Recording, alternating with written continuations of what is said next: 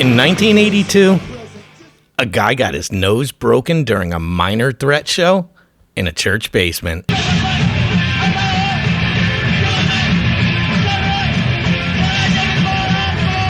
All he said was thanks. Break my nose twice. But meanwhile, in Los Angeles, Black Flag's van broke down 3 times on the way to a gig. My word! Yo, what are them to say? You're my friend for sure! They played anyway, bloody, shirtless, and broke. And then in New York, the Cro-Mags were inventing music you could bench press to.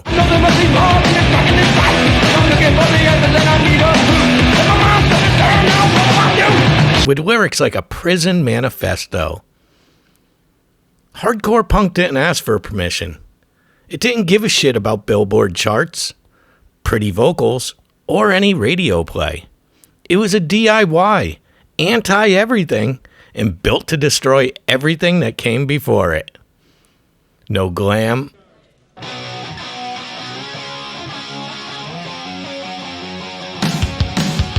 No solos.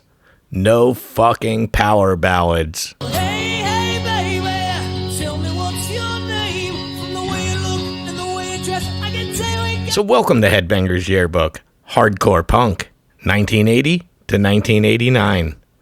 It's short. It's violent. It's one big middle finger to the Reagan years. Ronald Reagan. Ronald Reagan, the actor? Fuck him! We don't need an actor! Tear down this wall. Forget the Sex Pistols. Forget the fashion shows. I am an antichrist. Hardcore punk was the second wave. It was faster. It was angrier. And twice as broke. You got no clothes, you got no money. It wasn't just music. This was a fucking movement. It was war. Let's talk about Washington, D.C., the birth of righteous fury. You got Minor Threat.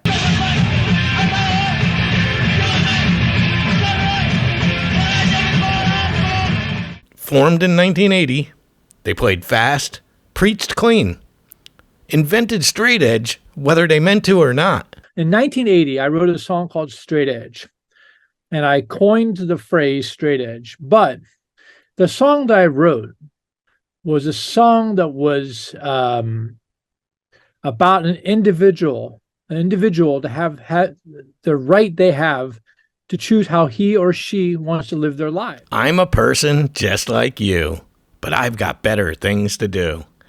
That line caused more fights than you can count.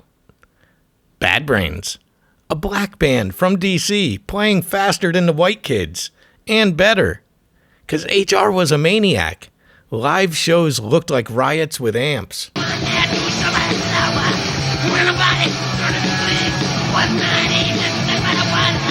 ROIR cassette, 1982, is a hardcore cornerstone.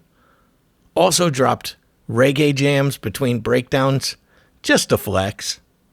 SOA, government issue.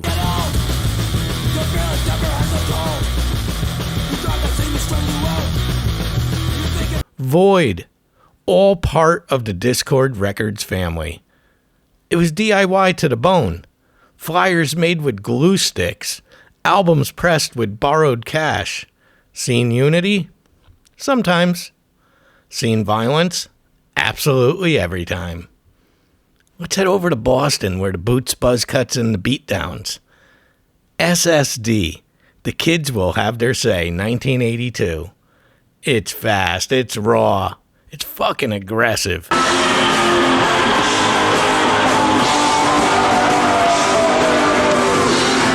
Sounded like a trash can on fire. DYS, Jerry's Kids.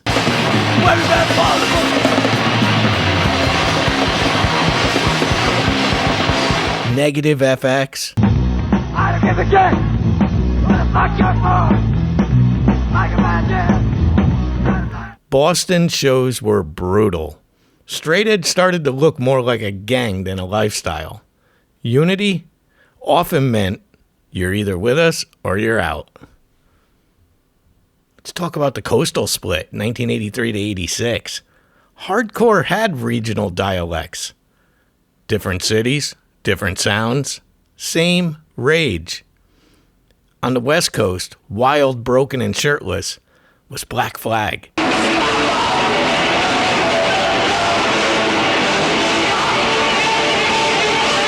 Greg Ginn's guitar sounded like a panic attack. Rollins joined in 1981. They toured nonstop in a van that barely ran. Damaged in 1981 is basically a philosophy degree in emotional breakdowns. You're not hardcore unless you've slept in a gas station parking lot and screamed into a mic with a black eye. Then there's the Circle Jerks. Group Sex, 1980. Keith Morris brought the snare. He brought the speed and the sarcasm. When you open it, you'll be through. 14 songs, 15 minutes. That's not an album. It's a fucking mugging.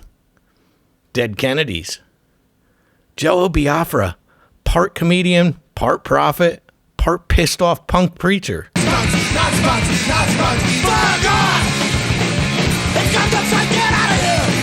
Fresh fruit from rotting vegetables in 1980 equals an anarchist Bible. Songs about cops, Nazis, yuppies, fascists, all wrapped into surf riffs and sarcasm. Then you had the TSOL. You had Fear. What about the Germs?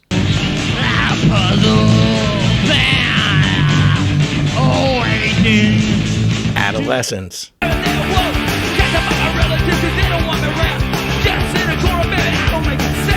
And the amazing Agent Orange.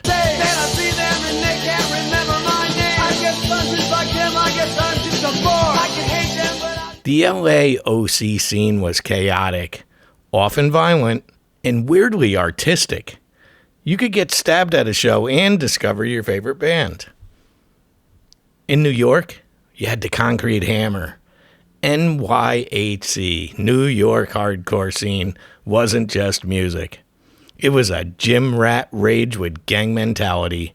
Short hair, big boots, brutal pits. Agnostic Front, Victims in Pain in 1984.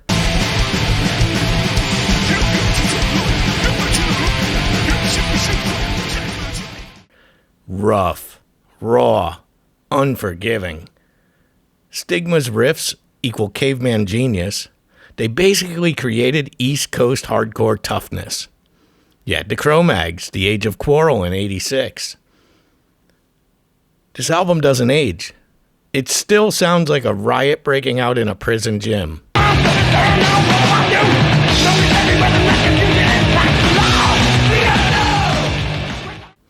Hare Krishna lyrics, hardcore riffs, metal chugs, punk speed. They crossed over before crossover was even a word. But then you had the youth of today. You had Warzone. Don't forget Leeway.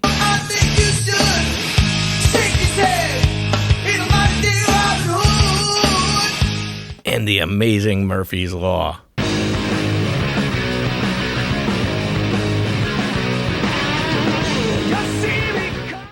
New York City became a boot camp for hardcore. Push-ups, veganism, fights, stage dives from amps. Let's talk about some of the crossover and move into the 86-89 era. Because by the mid to late 80s, hardcore started mutating. Some kids were getting faster, some were getting heavier, and some, they were getting out. You had the crossover kids. Hardcore and metal started eyeing each other like angry cousins. My favorite, D.R.I, Dirty Rotten Imbeciles. Crossover 1987.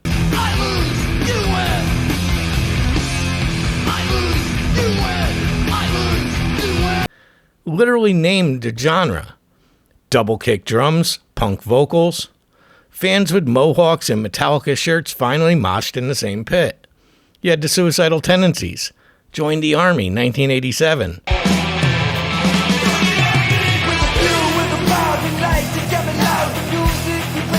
L.A. skate punks turned gang metal lord. Suicidal Tendencies is a controversial band of thrash punks who have been unable to play in their native Los Angeles for the last 5 years. The band's 1985 shows were marred by violence, and fearing more problems, concert promoters have declined to book any more Suicidal Tendencies shows. Mike Muir invented the cholo punk look, bandana, high socks, death stare. Corrosion of conformity, C.O.C. Went from hardcore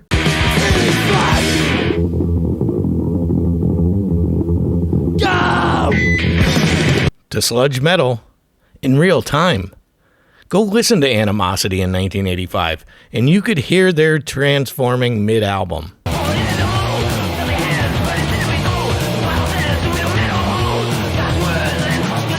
Then you had The Accused.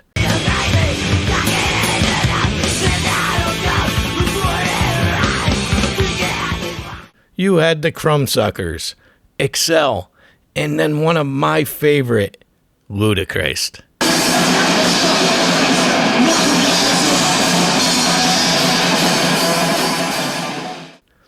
Thrash, punk, skate, all mashed into one sweaty, explosive mess.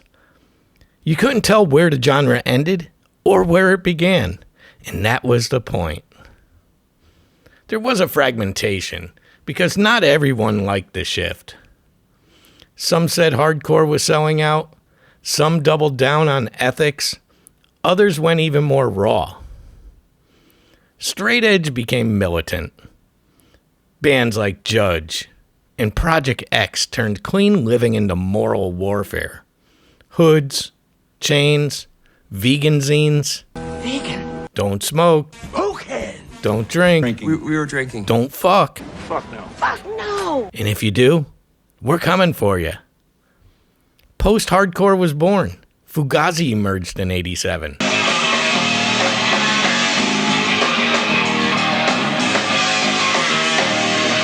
No more thrashing. Now it was dynamics, art, tension, restraint. Hardcore with a brain, but with a slow burn. Grindcore started bubbling up. Napalm Death dropped Scum in 87.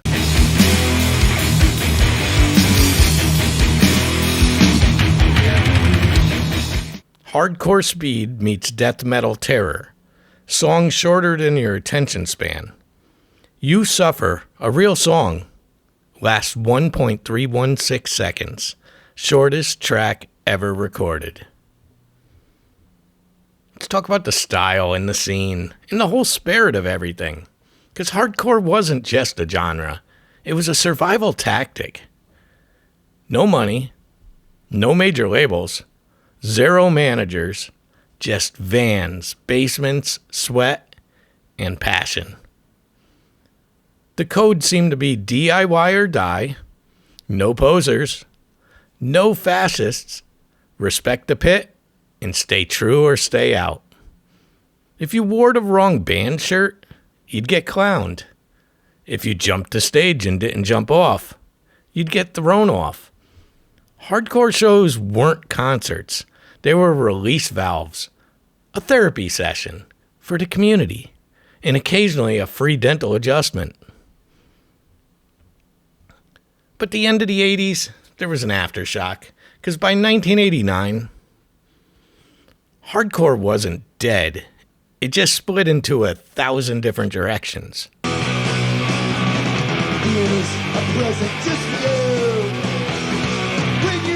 Some bands went metal. Think Cro-Mags, C.O.C.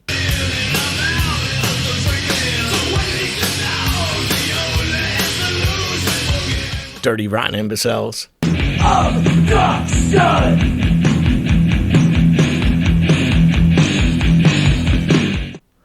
Some went emotional, like Fugazi and Rites of Spring. Many of them burned out. Some turned into legacy acts before turning 25. But that DNA spread. It spread to grunge, which was built on hardcore disillusionment, metalcore, born from crossover chaos, emo, straight edge kids discovering feelings, and punk revival in the 90s, 100% standing on the shoulders of early hardcore. So hardcore didn't die. It infected everything, and it still does today. So, tell me what's the greatest hardcore album of the 80s? Tell me who had the most violent pit you've ever been in. And is Fugazi still punk if they won't sell shirts? Do me a favor, drop it in the comments. Tell us your first basement show. Tell us who knocked your teeth out. And tell me if you thanked them. But this was Headbangers Yearbook. Hardcore punk 1980 to 1989. Do me a favor and just stay pissed. Stay loud. And if you see a microphone, just grab it.